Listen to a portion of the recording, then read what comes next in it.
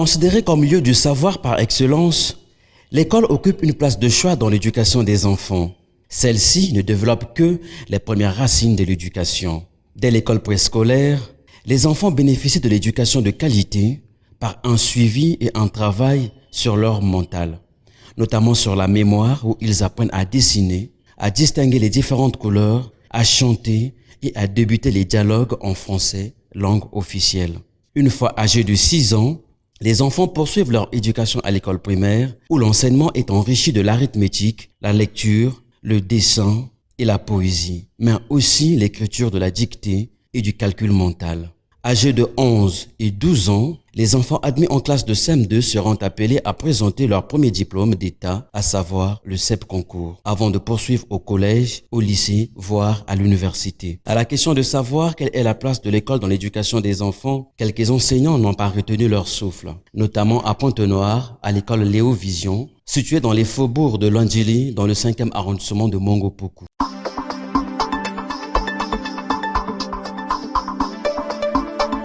Nous avons deux sortes d'établissements. Nous avons des établissements à plein temps, qui ne sont pas nombreux, et nous avons des établissements à mi-temps. La plupart des établissements sont à mi-temps. Et l'école, à ce moment-là, a l'enfant pendant 5 ans. Tout le reste du temps, l'enfant est dans la rue, l'enfant est à la maison. L'école a donc une certaine responsabilité, mais n'est pas trop grande. À l'école, nous amenons l'enfant à être discipliné. Il y a des cours d'instruction civique. Nous apprenons à l'enfant à être un bon citoyen. Le travail de l'école s'arrête là. Il faudrait qu'il y ait un suivi à la maison. Il faudrait qu'à la maison, l'enfant retrouve la même discipline qu'il croise à l'école. Mais à mon avis, le pourcentage de responsabilité de l'école est faible. Je peux l'évaluer à 25% par rapport au temps pendant lequel l'enfant est à l'école. L'école, si vous voulez, c'est la continuité de la famille. Donc l'enfant ne reste pas seulement dans son milieu familial. Jusqu'à un certain âge, lorsque l'enfant vient à l'école, il continue cette éducation-là, l'éducation qu'il a reçue à la maison, à l'école. Et à l'école, en dehors de l'éducation, il reçoit ensuite l'instruction. Donc l'école et la maison jouent le même rôle.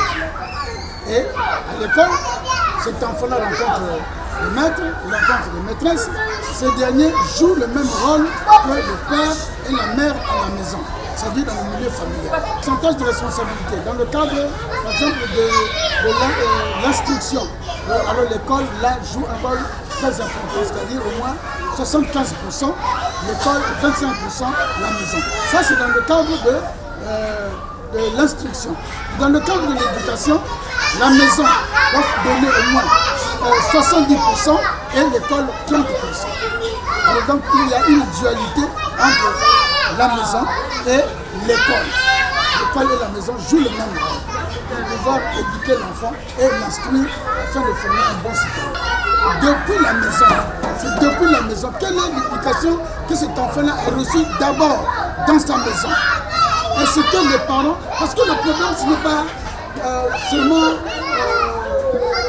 mettre au monde d'un enfant, lui donner à manger, lui donner à boire et puis ça s'arrête là. Non, il faudrait éduquer l'enfant par l'exemple aussi. Mais imaginez-vous un parent qui rentre à la maison toujours tard. Quelle éducation il va donner à ses enfants? Un parent qui rentre à la maison toujours sous. Quelle éducation va monter à ses enfants? Cet enfant-là risquera un jour aussi d'écouter les parents et va avoir cette habitude de toujours être dehors, toujours être dans la rue. Or, l'éducation, il faut être exemplaire dans l'éducation. Les parents doivent être exemplaires. C'est pour cela qu'ils doivent jouer un rôle très important. Si nos enfants aujourd'hui se dépravent dans la rue, c'est parce qu'ils n'ont pas été convenablement soutenus à la maison. Il n'y a pas eu un bon suivi à la maison. Vous imaginez qu'aujourd'hui, les enfants qui se vont à l'école, quand parfois, le plus souvent d'ailleurs, l'école ne connaît même pas les parents de ces enfants-là. Les parents viennent, ils abandonnent les enfants à l'école et il n'y a pas de suivi. Normalement, pour un enfant, c'est En fait, l'école occupe la première place pour que l'enfant évolue dans la société.